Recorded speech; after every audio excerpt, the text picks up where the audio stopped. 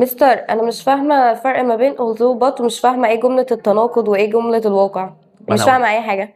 ما انا قلت لك 100 مره سيبك من شغل الحفظ وشغل الكلام ده كله، ركزي على الترجمه وانت هتعرفي تحلي. بص يا ستي، مبدئيا كده عندنا أولزو معناها ايه؟ معناها بالرغم من. أولزو بالرغم من.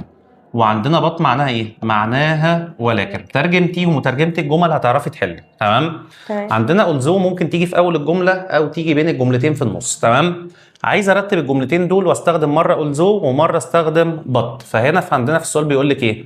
بيقول لك he was sick، يعني هو كان تعبان. he went to school، وراح الايه؟ راح المدرسه. فانا عايز استخدم كلمه بالرغم من، فهقول لك ايه؟ هقول لك بالرغم من ان هو كان تعبان هو راح الايه؟ راح المدرسه. يبقى هنا انا رتبت الجمل. فهقول لك في اول واحده هقول لك although he was sick، بالرغم ان هو كان تعبان هو عمل ايه؟ he went to school. يبقى هو راح مين؟ راح المدرسة. تمام؟ طيب عايز اخلي ألزو في النص، يبقى هقول لك ايه؟ هقول لك هو راح المدرسة بالرغم من ان هو كان تعبان. يبقى هقول لك ايه؟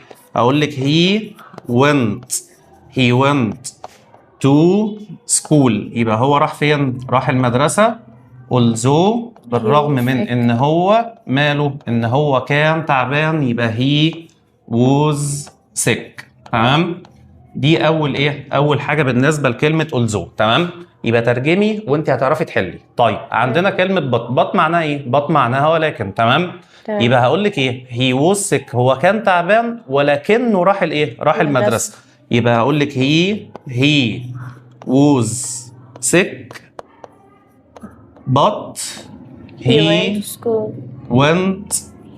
went to school. لكنه راح فين؟ راح المدرسة. سيبك بقى من جملة التناقض وجملة الواقع، ترجمي وانت هتعرفي تحلي. أهم حاجة الترجمة، الموضوع كله واقف على ترجمتك للجملة. ده بالنسبة للفرق بين ألزو وبط. الموضوع بسيط مش مستاهل أوي.